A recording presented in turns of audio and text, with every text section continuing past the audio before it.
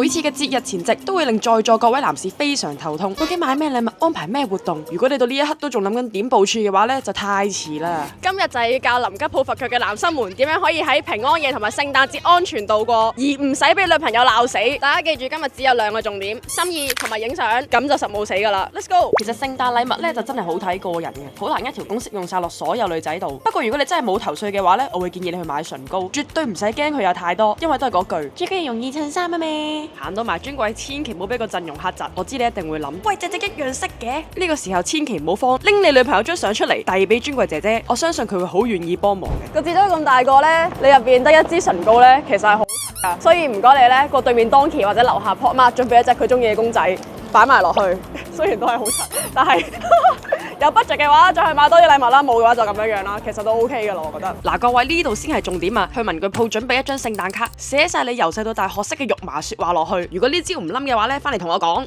嗱，活動方面呢，其實我真係好建議大家去迪士尼或者海馬公園嘅。嗱，你諗下，食嘅喺入邊，玩嘅又喺入邊，咁就一日唔使 plan 行程啦。但如果你真係冇呢個 budget 的話，不如考慮一下 Gen Z 式嘅約會。大家仲記唔記得我提過嘅重點啊？影相。今個聖誕就帶你女朋友去體驗呢個 Gen Z 式嘅約會，帶佢去影人生4格。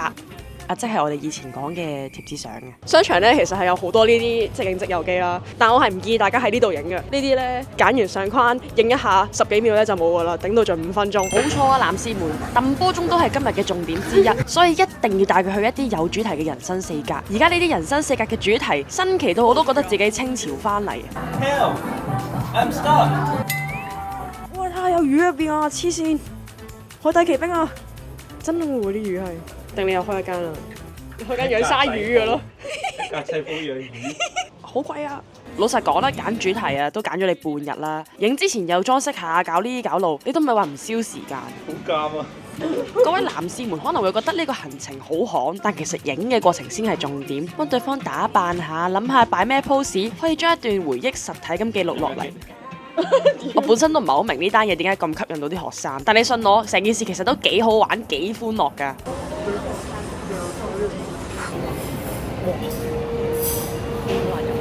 聖誕節嚟講，一定要帶女朋友去體驗氣氛。本身我諗住去尖沙咀海旁夠晒浪漫，實冇死㗎啦。點知估唔到好大風啊！睇燈飾，冇揀尖沙咀，大風到一定影唔到相，一定俾人屌到仆街。但係咁樣係好喎。點解呢？如果佢唔嬲嘅話，咁咪即係打風都吹唔得咯。講啦，唔講。好尷尬啊！不過其實唔緊要嘅，最緊要帶女朋友去啲有聖誕樹嘅地方，影得佢靚靚女女咧就冇問題㗎啦。大笨鐘帶唔到你去英國睇大笨鐘，可以帶你去睇尖沙咀鐘樓。睇男朋友嘅大笨鐘。What the fuck？呢啲節日麻煩各位男士自己識做，主動拎部手機出嚟幫我影多啲靚相。扮佢。記住，一定係要主動。呢個咪 Beauty and the Beast 啊！好濃妝啊！Jojo 啊！哇！你望下嗰度。走，問搭船。OK， 行程方面係咁已搞掂咗，係時候要講下晚餐嘅安排啦。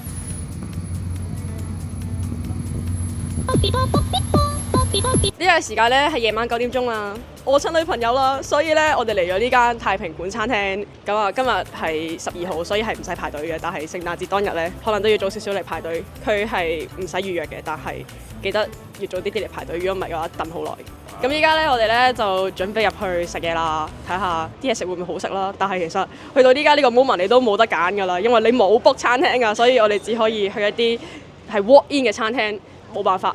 聖誕懷舊大餐，我入到嚟就咁睇，其實幾有聖誕氣氛。我覺得幫女朋友影相都唔會失禮。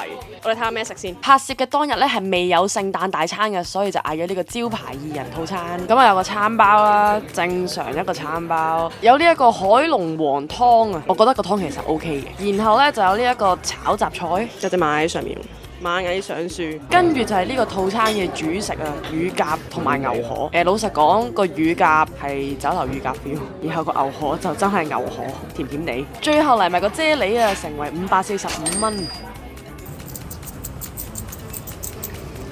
幾多啊？我會話，雖然呢一刻你已經 book 唔到餐廳，但我希望大家揀餐廳嘅時候，盡你最後嘅能力做少少資料搜集。如果唔係呢，就會好似我咁極具後悔啊！呢個故事教訓大家一定要做好準備，一定要 book 餐廳。如果唔係，其實條片已經接近尾聲㗎啦，但係大家睇嘅時候有冇一個疑問？點解呢啲節日嘢總係要我哋男生安排呢？當日拍攝嘅時候，我同朋友傾呢一個問題，佢講出咗一個我都幾認同嘅點。聖誕節最開心係兩個人一齊 plan 行程，其實就係你期待嗰日嘅嚟臨係最開心嘅。其實我覺得呢啲節日嘢重點唔係如何度過，而係同邊個一齊過。我覺得每對情侶嘅相處方式都好唔同，最緊要係用你哋覺得舒服嘅方法去過呢一個聖誕節。睇到呢條片嘅最後，我有一個終極嘅解決方法俾大家，不如今個聖誕節同另一半一齊去買餸，悠悠閒閒咁樣度過一個晏晝，然後夜晚一齊準備聖誕晚餐。老實講都幾溫馨，你都咪話唔浪漫。祝大家聖誕節快樂！